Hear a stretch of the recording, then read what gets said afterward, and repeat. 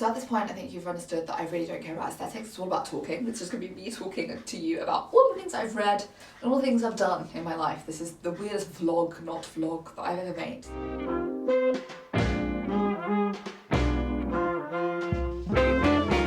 This is my reading vlog, take 2, because I tried to film this like a couple weeks ago and I screwed up the video so bad that it was in slow-mo and it didn't have sound. Like, I don't know how you screw up that badly, so that's what I did, and I'm just going to do this again. So I'm going to go through some of the stuff that I did for the last one. I made like proper like vlog footage, and I realised I don't like doing that, and I've complained about this before on this channel, but like every single time I'm like, you know what, I think I'm going to try vlogging, because I think I like the idea of like sharing my opinions on books as I'm like reading them. It gives me a way of like not having to write a script for a video, like reviewing something, but like still talking about the things that I like. At the same time, like I find doing like b-roll footage and like remembering to film while I'm out doing things, or like just pulling out my camera to film something, even if it's just on my phone, so excruciatingly cringe. I just don't do it. So like I find it difficult, I find it like it doesn't come to me naturally. Whereas like when I'm at home, like I don't really find it cringe, I don't have that like issue. But like when I'm out, which is what I do on a vlog, like I want to show that, because, you know, I didn't just do nothing. I don't just sit at home and read. Like usually I'm out and about, and I just can't do that. But anyway, here is a montage of some stuff that I did.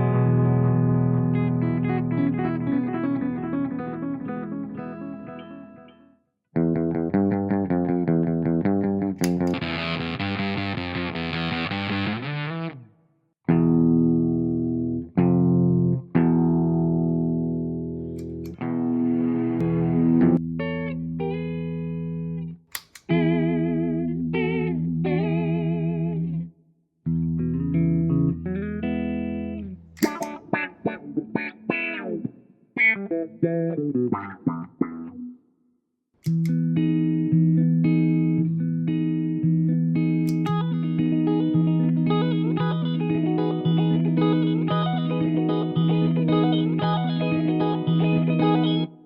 now we're back. I was like watching a lot of videos recently where the idea of perfection is just like not something that drives kind of like inspiration. Like you don't, like if you're a perfectionist, you're not going to be inspired, because unless your like last product was perfect, you're not going to be like, let's make a new thing. You know, you kind of have to throw stuff at the wall until it sticks. And I do believe that, but I also have like a idea of like, okay, let's say it's a vlog. There is like certain things I like to see in a vlog. No, that's not true. There's a lot of things people like to see in a vlog, right? Like nice music, aesthetic backgrounds, things like that, that I just like don't have any interest in. I don't want to make that kind of vlog. I want to make a vlog where I'm talking. Like I grew up with the main thing in a vlog being like just talking and like showing you exactly what you're doing in the moment. Like I grew up on Zoella vlogs. I don't really care about like aesthetic music over vlogs, you know?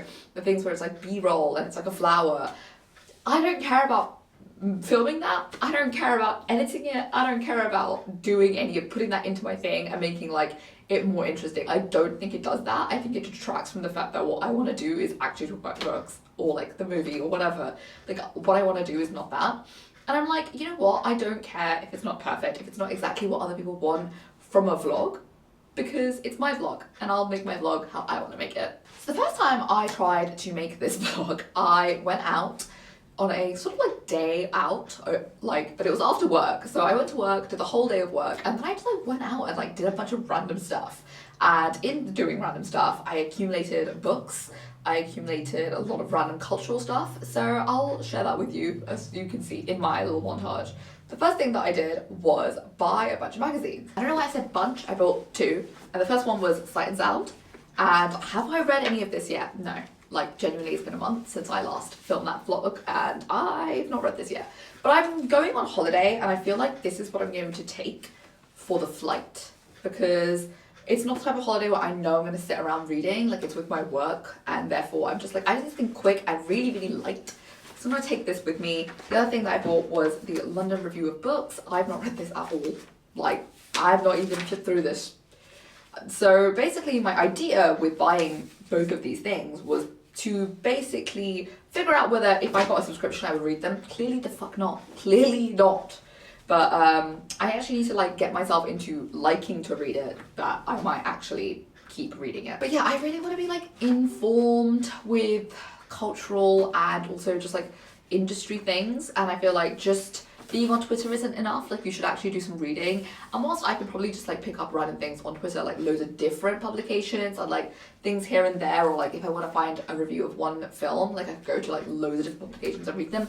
I kind of want to have like a gist on like what is happening, especially in England, because Sight and Sound is English, was British, but like, yeah, like it's from here, and I feel like sometimes a lot of like media publications are American, and I'm just like, well, like as much as this matters, I want to be a little bit more clocked into what's happening here, because it's where I live.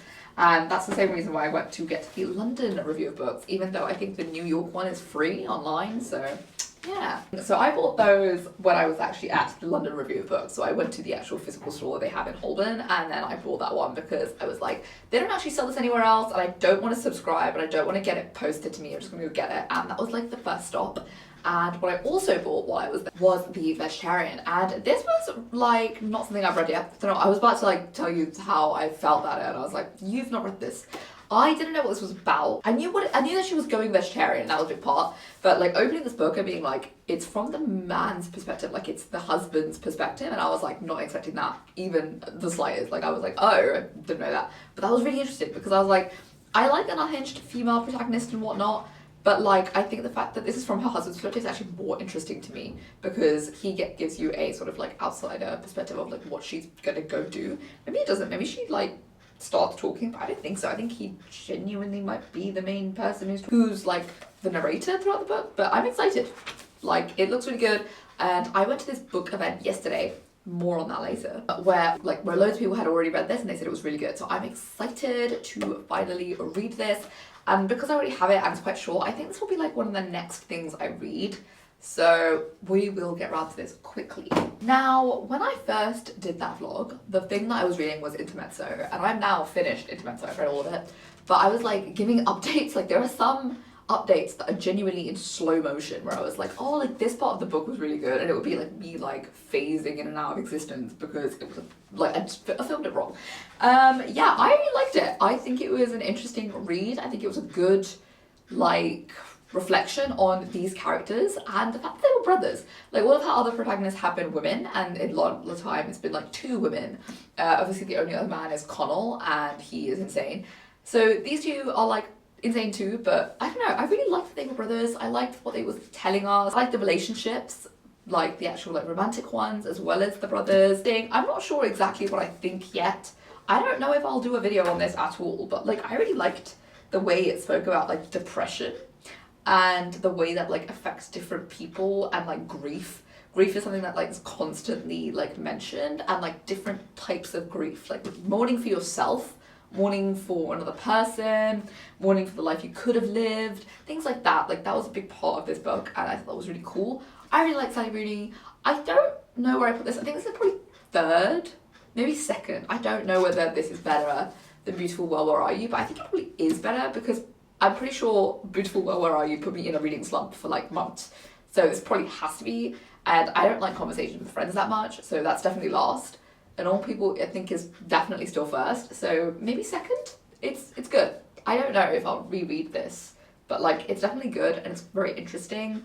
I just don't know how I feel about everything yet. It's been a while, so I probably should have more of a grip on what I feel, but whatever, it doesn't matter. The other thing that I've been reading is a graphic novel. So there's like a long graphic novel, it's a manga. So there's like loads of volumes, and I've been reading it slowly. I've not actually been keeping up to track. So I had this whole thing in my last vlog where I like explained this, so I feel like it's weird to me to have to like re-explain it because I'm like, I've already done this, but let me just explain it again.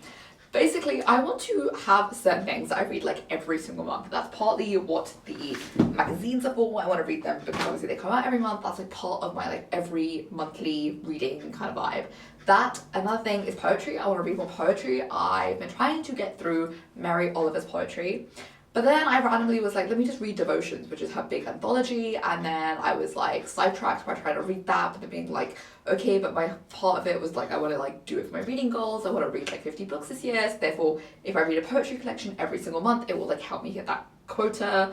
But then I started reading Devotions because some of the stuff that she's published just doesn't exist anymore, so some of the really old stuff is in Devotions. So like for her first maybe like 5 collections, maybe 4 collections, just not in print, or if they are in print, they're like £60, and I'm like, I'm not paying that. So I was like, let me just start reading Devotions. The annoying thing is like the way that Devotions is structured is like her oldest stuff is last, her newest stuff is first. So Felicity comes first, which is her collection from 2015. I've already read Felicity, and so I'm just like, do I read it from the front to back, or do I just read bits that I'm like the bits that I want to read because they're not anywhere else, and then I will like keep reading the actual poetry collections? I don't know. I also don't own a physical copy of Devotions. I just have like an online version, and that's not great because number one, I've not paid for it, so it's just a PDF and I've just been reading it, and that's really annoying. But I kind of also want to buy that. Now I'm at this point where I'm like, I just feel like having it on my computer is making me like not read it. Like I used to, when I first started doing this in like January, I was like reading it constantly. Like I was like every like time I was like waiting for a bus or like waiting for a station, I would just like read a poem. And I'm just not doing that right now because Devotions is so long, and like if I'm on like the 3rd collection within the anthology, like scrolling to it pisses me. I don't know, like it's counterintuitive to the like let's read more poetry thing. Like if it's not easy, I'm not doing it. So I'm just going to buy a version of Devotions and read it physically, but I want to buy it from an independent bookstore because I'm on this big independent bookstore thing, and no independent bookstore currently has a paperback version of Devotions because I don't want a hardback version of it because I want to be able to write in it. And the only place I've seen that has that is Foyles, and Foyles is no longer independent, okay? No matter what anyone says, it's owned by Waterstones, okay? I feel like that's something people don't know. Foyles and Daunt Books are they're not independent anymore. They are owned by Waterstones. And the guy who like made Daunt Books actually runs Waterstones, or like he's like a big person within the Waterstones company now. So just if anyone was out there still going to those places because they think they're independent, they're not. They're owned by Waterstones. And the place where I go right now currently is near where I work, and it's a really lovely bookstore, but I probably have to like get them to get Devotions in. So I'm gonna have to do that probably this month. All that to say, just realised I didn't fill you in on the fact that I was reading my graphic novel. So it's got a Japanese name, and I don't know what it's called. Like I don't know how to say it. So I call it YKK.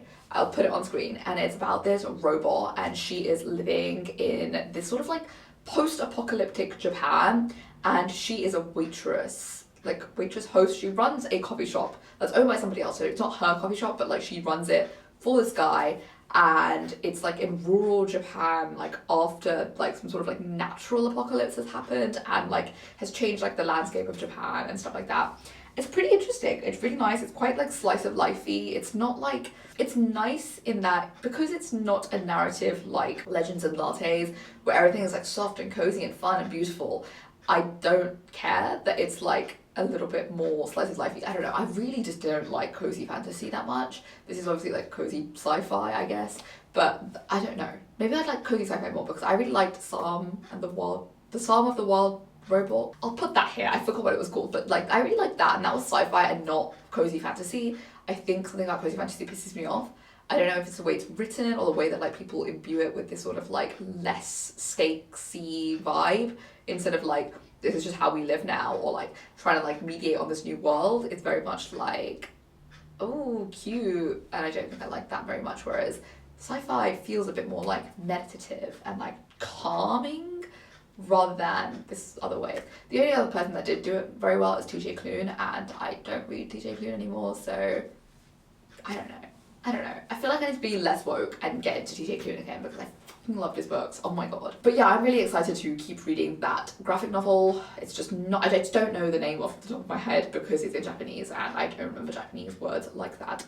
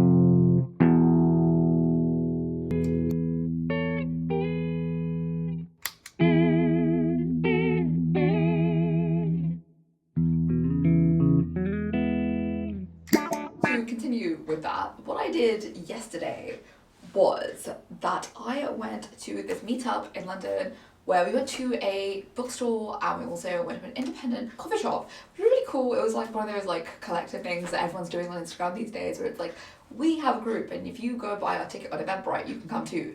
And I was like, yep, you know what, I'll buy a ticket and I'll come because they paid for my drink and a snack and we got to go together and I met new people, which was really cool. But yeah, it was like a book club, kind of. It was a book club, but it wasn't a book club, I don't really understand. But it was like not a book club event. Anyway, we went there and we went to this South Asian owned bookstore, which I've never done before. Like obviously I'm South Asian, but I've known this place exists, never been there, thought I'd go there. This was a really cool, interesting way to get to go there. I did like a bunch of other stuff, but I like didn't take any pictures or vlog yesterday really. Here is some stuff that I did. I went to the South Bank Centre. I went to Foyles. I know I just disparaged Foyles, but like I love Foyles at Charing Cross. Charing Cross Foyles is everything to me, but I don't really buy any of the books there. Yeah, like you're just gonna have to live with the fact that that's how I live my life. Like I love the coffee shop there. I love going in. I love browsing at the Foyles and then buying at the independent bookstore. Like, it's just how I live. If there was ever an issue of like, okay, the Foyles is like going under and we need to save Foyles, I would like start buying there like immediately. Like I would like throw the independent bookshop like right under the bus and like start buying on Foyles. But like, that's just not how it is. It's owned by Waterstones, they're gonna be fine. But I love that Foyles. I went there, I wrote a script for a video that I'm going to be making on Ladybird. I said that in my last video that I was going to make a longer video on Ladybird, but it's taking me a little bit longer than I probably would want it to, but it's just taking me that long. I'm just going to have to deal with it, so yeah. And then I went to watch the movie Sinners, which is really good. I'll give you a review on that. For now, I'll go through what I bought at the bookstore I actually went to, and that's an independent bookstore, and I'm supporting my own, and that is the Mahabharata, okay? There's no M, but I've always called it the Mahabharata, so I'm gonna keep calling it that. And this is a children's book of the Mahabharata. It's like a big like epic Indian tale. I've never read it. There was this really popular like TV show that my mum used to watch. Like it came out like in the late 2000s, maybe early 2010s. My mum was like obsessed with it, and it was really, really bad. Like it was like, it looked like shit and it was really bad. But like my friends really liked it, and my mum really loved it. And it was just like the whole tale of the Mahabharata, and I have no idea what it is. Everyone reads the Ramaya, which the Ramaya, but whatever, fuck off, like, I don't know what it's called, which is the story of Diwali, and so everyone really knows that one. This is like a bit more like abstract, like you don't really know the stories from this if you've not like watched that show. Honestly, like I'm being so serious, if you're South Asian, the reason you know the stories of this is because you watched that show. That's how important the show was for the culture. But it had such bad graphics, plus it was in like old Tamil, which is like not a Tamil I know. Like I know very conversational Tamil, which means I can watch like all the new movies and I'll always understand that. But like old Tamil is like very, very like formal, and I just don't know it. I just don't know it. Like I can't get into it. It's not something I know. But yeah, this is my copy of this. I'm excited to read it, but I just saw the words like Brahmin a couple times, and I just know that's going to send me into like an apocalyptic rage about casteism. But obviously it's Hinduism, so casteism is obviously going to come up. Obviously, I hate this stupid religion, but you know, love my people, love it. Yeah, and then I think I'll read it and then give it to my niece. She quite likes like stories and stuff like online, like Indian YouTube videos where they tell you about like law, like Hindu law. So I think this is the type of thing that she would really enjoy reading. It might be a little bit too much writing for her right now. She's only 7. I don't think anyone can, whatever. But like by the time that she gets to like 9, I think she'll be able to read it. And then my review of Sinners is that it's really good. It's really good. I am not the biggest like Ryan Coogler fan. Like I'm not like, oh my god, I love him, and I don't really massively care about Michael B. Jordan that much either. Like I don't care about Creed. I just think Michael B. Jordan's hot like everyone else. But it was really fun. I knew that going in, like music was gonna be a big thing, and I think the music scenes are like phenomenal. I like vampires. I thought the vampires were gonna be like sexier. I can't lie, because I think I'm somebody who finds vampires very sexy. Like that's my impression and like belief of them. They're not, but that's fine. Like they are sexy, but like not in the way that I thought they were gonna be. Like I thought it was gonna be like, and the main characters are vampires and they look sexy. But it's okay. Like it's a great movie. It looks amazing. I watched it in IMAX. I paid so much money to watch it in IMAX, and it was worth it. It was really fun. It was like loud and in your face, and the music by Ludwig Göransson is just so good. He's amazing in everything. Like he does like all the best scores ever, and like he should get all the praise, and he won that Oscar last year, the year before that, and he deserved it, and he'll deserve this one. Let's see if he gets nominated. I don't think so. This came out really early in the year, which means it might not be up for a lot of academies or any awards really, but I think he'll get nominated because he's a constant nomination for this, plus it's a really good score, so I'm excited for him. The movie's really good. I really like the guy who plays the young kid, Sammy. He's so good. Everyone in this is beautiful as well. That's also something that has to be said. Gorgeous cast.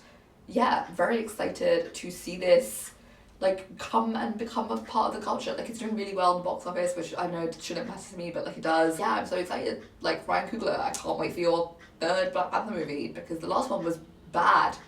So I'm excited to see whether they give you more control over the movies now that you're a better director, or like a more established, and you've proven yourself that you can do like original stuff, and like a movie that you've made where you don't really have to listen to other people's notes that's done really well. I hope they give you more of a black check to do a fantastic Black Panther movie like you deserve, King. Something else I read was Everything is Tuberculosis by John Green, and I don't really know why I read it. Like I went into foils. Oh my god, this is again, as you've realized, I love foils.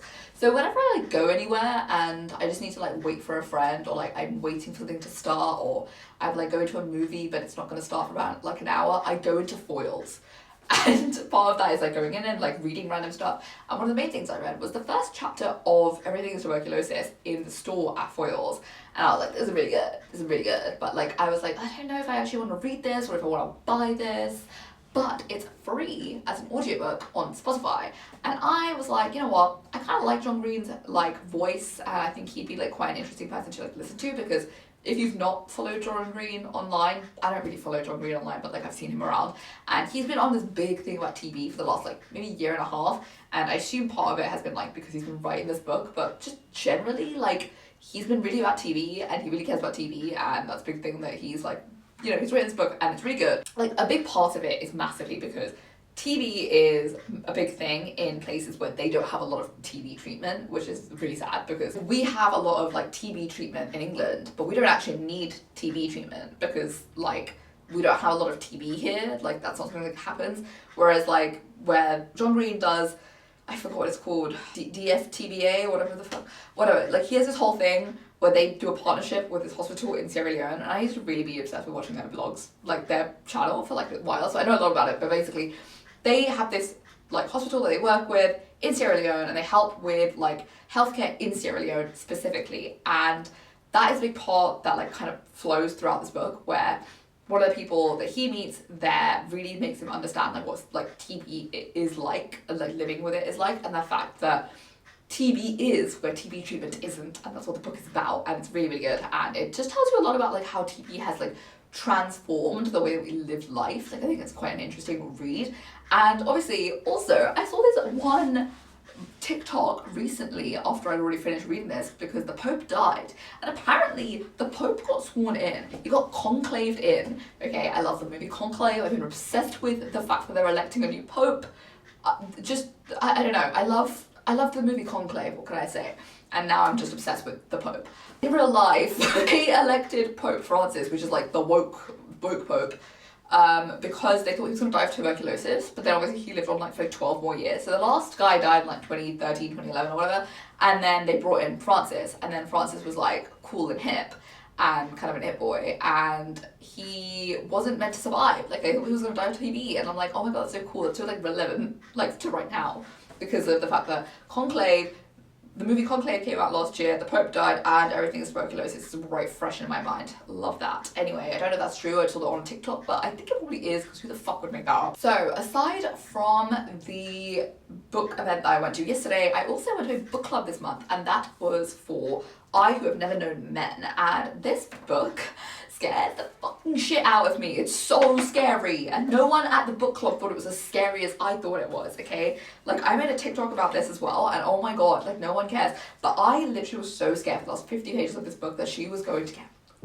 Because, like, she doesn't understand what men are. Like, she doesn't understand men, and she doesn't understand living with men, and, like, a big part of living with men is, like, being scared they would get and she doesn't get that. Like, that's crazy to me that that's like not like in her mind, and so she's like wandering around the world because there are no men, and like she just doesn't get it, and that's crazy. There's like other things that are really scary, like very like scary visuals. It's a dystopian novel, and I've not really just like explained what this is about, but it's basically it's about these 39 women who are trapped in a cage underground in a bunker, and they're being watched over by guards, and this girl basically is also in there with them, and they all remember the world, but she was too young when they were put in the cage, and it's essentially the fact that she's never known men in her entire life, and it's basically an examination of like what that's like for her, and like what kind of world they now live in. They're trapped in this cage. It's a dystopian novel, so we don't really know what happened to this world, but like trying to figure out what's happened to them, what's currently happening to them, what might happen to them, and just her sort of like ruminating on like what life was like before, because she's got no idea of that as well. And it was really interesting. The book club was really interesting as well. Like, I've never been to an in-person book club. One of the main things I really realised about it was that you kind of have to listen to everyone's opinions when you don't believe in them, and like you just kind of have to be like nice. Like, you're like, oh, I actually like don't think that's true, or like this is quite a weird thing to say about this book, or like I don't believe in that at all. Like, objectively, I think you're wrong. But you just kind of be like, yeah, that's fine. And like it's quite rude to be like, no, I think you're wrong. I think you can, but I think you have to go about that so tactfully, and that's really difficult. Whereas like in uni, like if somebody says something really bad, you'd be like, no. Professor would facilitate that discussion because that was their job, whereas like the person who runs the book club doesn't actually have to like listen to you argue, and that was such an interesting dynamic. But yeah, she was really cool, the person who like facilitated. Everyone there was really interesting as well, and the book club like reads really short books, which I thought was really sick, because I feel like if I went into a book club knowing they read really long books, I would never read anything of my own, and it was like an interesting way again to meet people, so I think I'll definitely go again. Another quick haul part of this is that I got this book for Secret Santa. Is it April? Yeah, but like I got this book, so I thought I'd show you.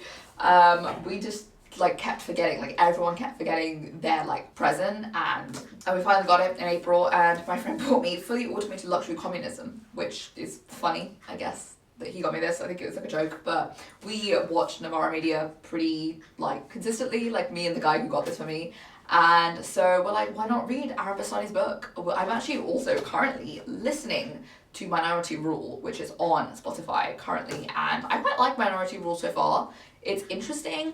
I don't know if I believe in everything, but like, it's a good read. It's definitely something that Ash Saka would write. I just feel like, I think we know everything in this book. Like, I don't know, but I guess it's for like, I don't know who the audience for that book is, because I don't know if anyone who doesn't already know all of those things is reading that book, but I do think it's giving me like facts, which I think is what like book is meant to, because I think when I watch the news or like I watch Novara Media, as much as I'm like picking stuff up, I'm not like remembering the facts or like remembering like exact things, and I think the book is maybe giving me a bit more like contextual like knowledge that I didn't have, and that's quite interesting because I think that's what books are meant to do. Excited to read this. So, and the other thing that I totally blanked on and didn't tell you about the fact that I wanted to read something every single month was the fact that I want to read something that is like a socialist piece of writing, not Minority Rule or this is not what I meant. I meant like actual like Marxist texts, like the OG stuff. So I was like making my way through it. Like I read the Communist Manifesto, I read Wage, Labour and Profit, and I want to read like more like that, like basically just like the introductory stuff to Marxism that is on like Marxist.org, again, basically just printable stuff. Very easy, but like, I think I spoke about this in another video about my like reading goals, but I just keep forgetting to actually read them, and I get like sidetracked, and because I have to like do it online and it's not like a physical copy of a book that I'm like carrying around, because I'm somebody who carries around books now, like I have a job and I have money and I like buy books, because I used to just be an EPUB girly and read on my phone and like just never read a physical book, but like I think a physical book has like made me constantly be in the mindset of like, you should be reading, you should be reading, you should be reading. Even if I don't, like even if I carry that shit around and I don't read it, sometimes I do pick up and read it, and that's enough for me. So I will find a way to make myself actually read the Marxist texts, because those don't always exist in like as a book. Sometimes they're like pamphlets, but I'm like, I don't want to buy a pamphlet, like that's annoying. So what I might end up doing is just like printing it out and maybe like making it into a booklet myself. I don't have a printer, but I might do it at work. I might stay behind at work and print some Marx literature out, because isn't that what Marx would have wanted? For me to use my printer at work to print out Marxist texts. Like, you can't say I'm wrong. And finally to what I'm currently reading. I don't know why I didn't lead with that, but I thought I'd do that last, I guess. And then it's Sunrise on the Reaping. I'm not entirely sure exactly what I feel about it yet. It's like a chunky book, I guess. I guess it's not that chunky. It's like kind of like average Hunger Games vibes. I'm excited to finish it. I love Haymitch as a character, like I always have. Like I think Haymitch has been my favorite Hunger Games character for a very long time. Like something I would like say out loud. I'd be like, Haymitch is my favorite character. So it's interesting to see him like the way he was before he was like depressed and a drunk. And I'm really excited to keep reading it. I'm not that far into it. I'm like 150 pages. This book is like 450 pages, I think. No, it's not. It's 400 pages. I will read this like pretty soon. I want to finish it before I go on holiday, which is like in 3 days, but I think I can do that. I'm excited. I want to see what the games are actually like, because obviously we already know what happens if you've read the Hunger Games, but like just a bit more like in-depth stuff. I didn't realize it was going to be as like rebellious as it is, and that's quite interesting. Haymitch is really interesting. Like I think Haymitch is just such an interesting character. Like as much as I liked Songbirds and Snakes, like I enjoyed seeing that, and I think it was something we needed. This book I do feel like is a little bit more of a cash grab. I've always felt that. The fact that she announced, not she, but like they, the peoples, announced this book and the movie together made me be like, this is a money shit. This is like, I'm sure she did want to write this, and she's been wanting to write this for a long time. The success of the movie and the success of the last book made like this much more possible, and the fact that she doesn't really stand for anything and she doesn't come out and say anything about Palestine makes me go, you are probably not a great person, Suzanne, like open your mouth. If you put your money where your mouth is, maybe I would care a bit more, but obviously I'm still reading the book because I am a bad person also, so I'm excited to see what the book does and says. I'm not excited to see what she says, because as much as she's a really good commentator on the world and like society at large, I think the fact that she hasn't really said anything about like the ongoing genocide that is happening right now is, you know, it says something about her. I think it says something about a lot of people who don't say anything. And aside from the next book club book, which is I think Good Lord. This girl who is being told by her like landlord or her like letting agent that she needs to subscribe to this like landlord renting platform called Good Lord, and she writes this like long ass email like just bitching about the fact that she has to do that, and I'm like, you know what, go off sis. Apparently it's also written like in prose, like it's an epistolary novel because it's in a email, but then it's also written in like, not prose, verse. And yeah, I'm interested to read it. Like the facilitator of the book club was like, it's decent so far, so interested. Again, it's very short, so I'm happy to read that. Plus I think the fact that it's in verse will make it really quick. Yeah, the other thing that I'm going to be reading next after I finish Minority Rule on audiobook is the book Jane Austen at Home. I'm a big fan of Jane Austen. I'm also a really big fan of Ariel Bassett, and she read this like a couple months ago. Like she also listened to the audiobook, and the audiobook is obviously, but like it's free on Spotify, so I'm going to read that next. I'm really excited. I really like Jane Austen. I think it's also like the 200th anniversary of her birth or her death or something like that, and so there's a lot of like Jane Austen stuff happening, so I think like this is the year for it. There is a book club for Jane Austen that's happening, and I might go to that too. I don't know, maybe I'm just in a big book club mood, maybe I want to meet new people, but it's for Mansfield Park, which is my least favourite, but I wanted to make a video, like a video essay on Mansfield Park, because I have this like big like idea about like how I think Mansfield Park should have actually ended, and I want to make that video. But yeah, that's partly why I want to read Mansfield Park again for that book club, so that I can make this video, which is really convoluted. And yeah, just like I want more Jane Austen in my life. I love Jane Austen, and so I'm excited to read Jane Austen at home. I don't know if I said the book's name at any point before then, but yeah, Jane Austen at Home by Lucy Worsley, who apparently reads it, and she's really good at reading it because she's really like into it and emotional about the fact that she wrote this book and is super invested in Jane Austen. I think that's everything that I have to say about all of the reading and non-reading that I've been doing so far. I'm excited to keep reading and actually read some of the stuff that I've been like telling myself I'm going to read in May. So I'm on holiday for the next week. It's bank holiday, and then it's back to reading. It's back to being on top, okay? We're going to be on top of stuff. I'm going to actually upload every week because I've been slacking a little bit, and then making some long form videos. I'm going to be having a good time on holiday, and then it's back to a good time every day. Hopefully, we'll see. I'm gonna now go and watch the new episodes of Doctor Who, and then also max out my movie subscription. I got a movie subscription for £1 for 3 months, and I have not watched enough movies for it to be a steal yet, you know? What a good bargain, and then I haven't really been using it, so I'm gonna go watch some more movies on Mubi until my friends come around later on. That's gonna be great. It's gonna be a great day, guys. It's gonna be a great reading month. Hope you have a great day. Tell me what you're reading right now. Like the video if you liked it. Subscribe if you're really about it. See you next time. Goodbye.